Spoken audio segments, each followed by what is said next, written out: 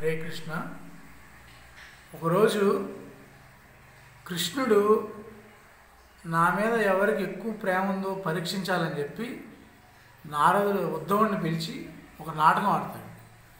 ఏం చేస్తాడంటే కృష్ణుడు అంటాడు, నాకు తలనొప్పిగా ఉంది, ఎవరికన్నా పాదధూళి నాకు తలకి రాసి తగ్గిపోయిందని చెప్పారు, నువ్వు వెళ్ళి అడుగు అందరినీ, నా పాదధూళి ఎవరైనా ఇస్తే తీసుకురా అని చెప్పి కృష్ణుడు ఉద్ధవుడిని పంపిస్తాడు. ఉద్ధవుడు ఏం చేస్తాడంటే ఫస్ట్ రుక్మిణీదేవి దగ్గరికి వెళ్తాడు.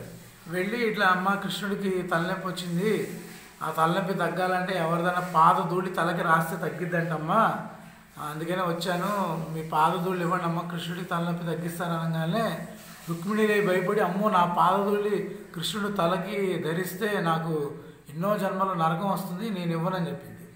తర్వాత సత్యభామ దగ్గరికి వెళ్తాడు. సత్యభామ కూడా ఇవ్వనని చెప్పింది. 8 మంది కృష్ణుడు భార్యల దగ్గరికి వెళ్తారు.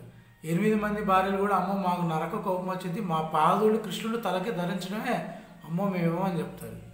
అక్కడ మొత్తం ద్వారకాలో ఎంతమందిని అడిగినా కూడా ఎవ్వరు ఇవ్వరు. ఇంకా ఆయన ద్వారకాలో తిరిగి అలసిపోయి, ఇలా కాదు బృందావనం వెళ్దామని చెప్పి బృందావనం వస్తాడు. బృందావనంలో జ్ఞానగుదిడి అనే ఒక ప్లేస్లోకి వచ్చిన తర్వాత అక్కడ గోపికలందరూ పరిగెత్తుకుంటూ వచ్చేసి ఉద్ధవుడి దగ్గరికి వచ్చేసి, ఏమైంది మా కృష్ణుడు ఎలా ఉన్నాడని చెప్పి అందరూ ఏడుస్తారు.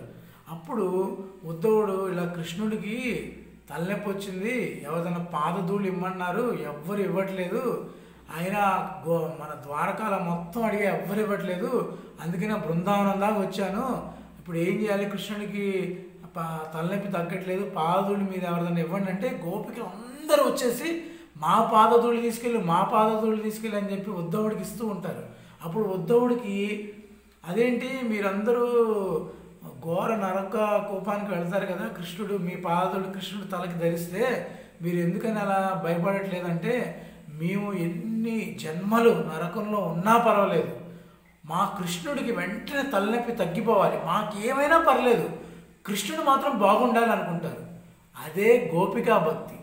ఆ గోపికా భక్తి చూసి ఉద్ధవుడికి జ్ఞానోదయం అయింది.